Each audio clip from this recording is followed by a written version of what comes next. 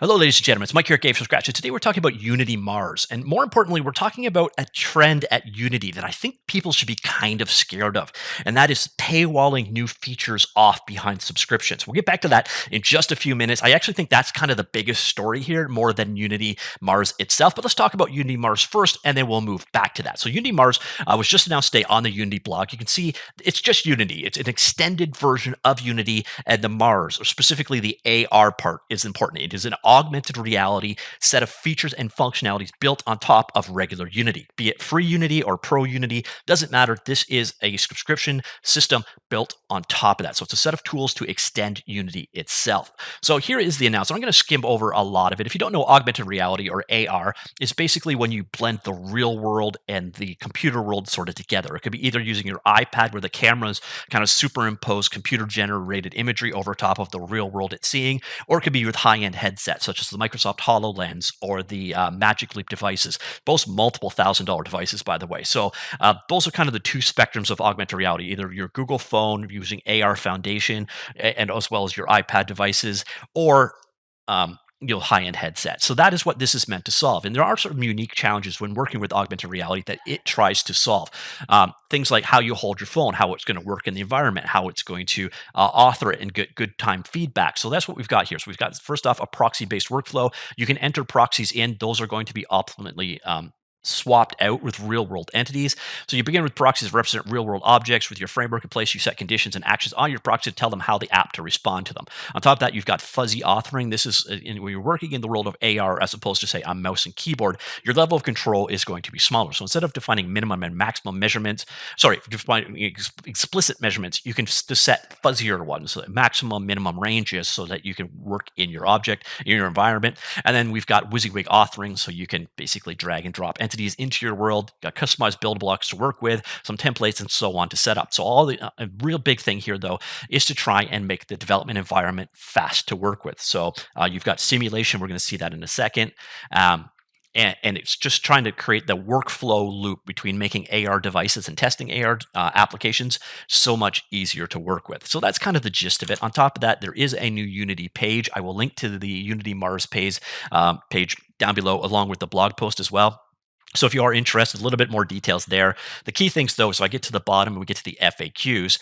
So first off, which plans work with Mars? All of them. That doesn't mean, though, that you get it. Mars is by paid subscription only. So this new functionality, even if you are paying for a pro license, you can get a 45-day trial, but it is $50 a month or $600 a year to get this, basically new features for augmented reality. So basically it boiled down to, yesterday Unity supported augmented reality and you didn't pay anything to do development. Today, if you want these new quality of life features, or just simulation view, the testing, and all the stuff we're going to see in a second, you now have a paywall, even if you are getting a pro license. That's a big mistake in my mind. I can understand putting a paywall in for the free version, but right now, especially with Unreal Engine out there, just nailing it, changing the revenue limitations and so on, having them put this cost barrier in there.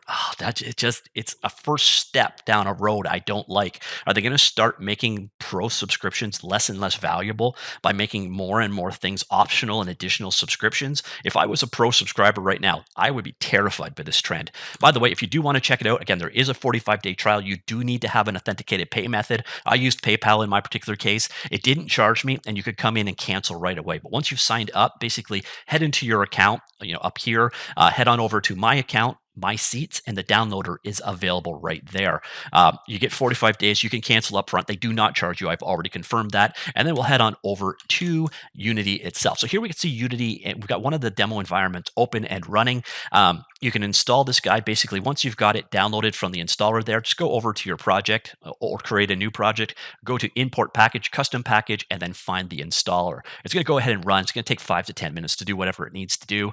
And chances are some things are going to break because Unity is just so fragile these days. So I have a half dozen things that don't have their textures looking up right. I'm not going to debug it. I'm just going to show you the parts that actually work. That's just life with Unity since it went to all this programmable pipelines and package-based installs and so on. But you see here is the heart of Mars. That sounds weird. This is the control panel. You can access it via Window Mars. This will show up after the installer is done. So right there. This is where you can do things like add horizontal planes, face masks, those proxies they were talking about earlier, they can all be created from here. Also, you can control your simulation from here. We'll see this in just a second. Now, another thing to note is when you first install Mars, you can go on in here and go to the the package manager right here. And if you search for Mars, you're going to notice down here there's an option for bringing in sample template content. You'll notice here it says import again. In my particular case, first time obviously it will say import. This is some projects to get you up and running. You'll find them down here installed. So Mars 1.01 at this particular point, go down here game, and you got a pair of game environments that you can bring in. A simple AR related game. The nice thing here too is there's some content out of the box, some prefab stuff for you to work with. So you see here, if you need to bring in a controller, you can bring in left and right controller objects that simply as an example. So that it does provide some of the features and functionalities that almost all XR applications are going to need. At the same time, we saw one in action earlier on. There's a number of simulation environments included here. You'll notice some of them have broken textures. Again, that is just the nature of the experiment. But you see here, this is a backyard environment that we can work with. And the heart of this guy really is going to be these guys right here. So you got a simulation view like so, or we have a device view, kind of let me bring that back up like so. And what I can do with this guy is I can pick the environment to work with. Oh, so we're in face mode. Why am I in face mode? Oh, right here. So mode, synthetic. All right, let's bring that guy back up. Windows here, device view. Load that up. So there you go. So there you see the device that we're in. I can pick from various different environments. So I go in here into my backyard and I can simulate it that way. I come over here and we press play. And now using this environment right here, hold down the right mouse button, and I can use WASD keys to navigate. So this should create a faster workflow for you to go in and test and so on. So really, that's kind of the crux of what Mars is about. It's about a bunch of testing environments, a bunch of extensions to make AR controls easier to work with, some prefabs to work from, and then some faster integration with your workflow and testing environment. And in a nutshell, that's kind of it. You go through here, these templates right here will kind of walk you through. So there's a training location. You're going to see, I don't save here. These will kind of get you up and going, walk you through the process of creating your environments and so on.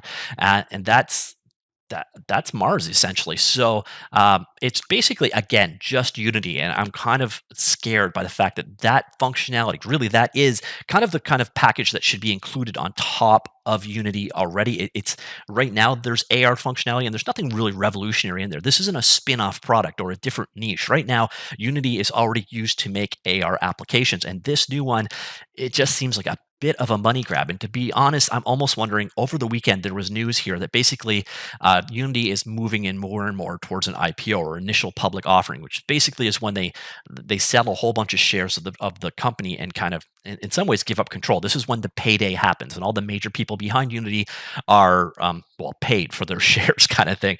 And what they're obviously going to try and do then in a lead up to an IPO is to try and get as much revenue on the books as possible. But what I'm seeing here is if I was a Unity Pro subscriber and this came along and they started charging $50 a month or $600 a year for this additional functionality, I'd be looking at this functionality, especially this list of things here. Unity Integrator integration, authoring tools to make it easier to create imprecise coordinates, multiple AR dev framework, responsive visual authoring, intelligent real-world recognition, and WYSIWYG authoring experiences. I don't see a single thing there that just shouldn't be part of Unity in general. Now, I can understand if you wanted to gate this off from the free tier and add some more value add on your pro side of things, that would make some sense. It's because they're trying to convince people to upgrade and spend money on the pro segment and trying to grow that, but to make this a new feature on top. But what's to stop them from making their next feature or functionality that they add via packages also behind a paywall? And the killer again is at the same time that this is happening, Unreal Engine just made it free up to $1 million, and they bought out Quixel, and they made that technology completely free, and they're doing massive giveaways. And so the value proposition on the side of the Unreal game engine is getting bigger and bigger and bigger. Whereas in this one, what we're seeing is Unity create new functionality for a piece of existing technology in Unity and paywalling it behind a second subscription. It's a scary first step. And how many new features or functionalities are we going to see coming from Unity that have this paywall in front of them? Is this a new trend or is this a one off? It'll be interesting to see, but I do find that first step kind of scary. So I don't know. Pass it back to you. If you're working in augmented reality, do these new features and functionalities, do they appeal to you? Do they look like, $50 a month worth of value? And if you're not working in augmented reality, or I guess even if you are you a little scared by them moving in this direction with this, paywalled off new functionality behind other subscriptions? It's a terrifying first step, in my opinion, but I'd love to know what yours are in the comments down below. All right, that's it. I will talk to you all later. Goodbye.